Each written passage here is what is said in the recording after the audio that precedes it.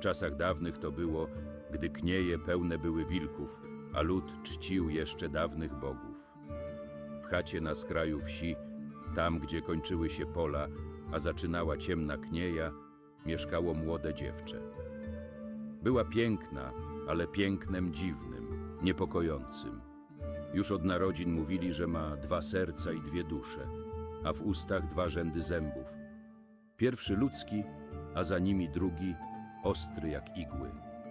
Stara znachorka szeptała, że to znak, iż cień przysiadł w jej wnętrzu. Bali się jej ludzie i unikali.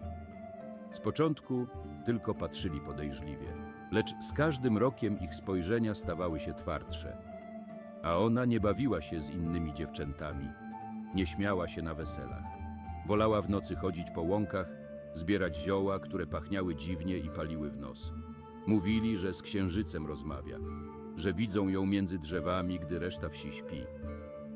Gdy w obejściu krowa padła, to ją palcem wskazywali. Kiedy dziecko gorączką zaniemogło, mówiono, że rzuciła urok. Zdarzyło się, że chłopcy z wioski obrzucili jej chatę kamieniami, a kobiety odwracały się na jej widok. Nieraz wracała z lasu z koszem pełnym ziół i patrzyła na ludzi spod zmrużonych powiek. W tym spojrzeniu to bólu więcej było, niźli gniewu. W zimowe wieczory szeptano, że przyjdzie dzień, gdy jej druga dusza upomni się o swoje. I przyszedł. Pewnej jesieni choroba położyła dziewczynę do łoża. W 3 dni zgasła, ledwie 20 wiosen licząc. Pochowano ją na skraju cmentarza, twarzą ku ziemi, z kamieniem na piersi. Kapłan odmówił modlitwy, a lud odetchnął, jakby wielki ciężar spadł z piersi. Lecz w 3. noc po pogrzebie psy zawyły tak, że włos stawał dębem. Złowrogi szum skrzydeł i pochukiwań, jakby setki sów krążyły nad osadą, brzmiał aż do brzasku. Nawet księżyc tej nocy zdawał się obcy i złowrogi. Stary pasterz przysięgał, że widział z daleka białą postać biegnącą przez pola. Ani to człowiek, ani zwierzę było. Rankiem gospodarze kury, rozszarpane po obejściach, znajdować poczęli. Potem padło pierwsze ciele, niedługo następne. Strach padł na wieś całą i noc po nocy tylko się wzmagał.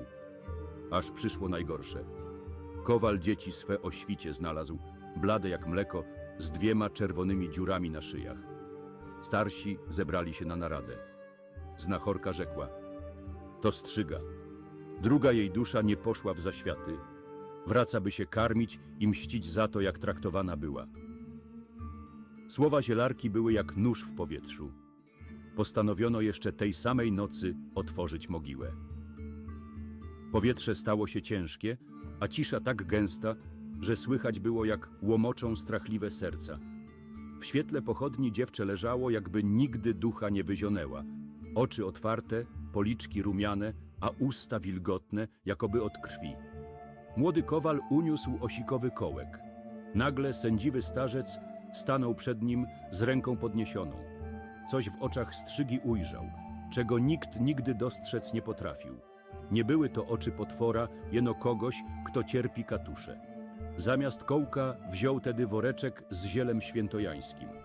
Szeptał modlitwy stare i nowe, a i o wybaczenie prosił.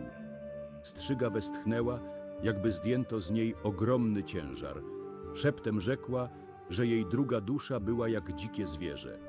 Jako wilk zamknięty w ciemności, karmiony strachem i krzywdą. Poprosiła, by pozwolić jej odejść w spokoju. Ludzie na jej piersi wianek z ziół tedy ułożyli, a mogiłę zasypali nie kamieniami, lecz ziemią miękką, pachnącą jak wiosna po deszczu.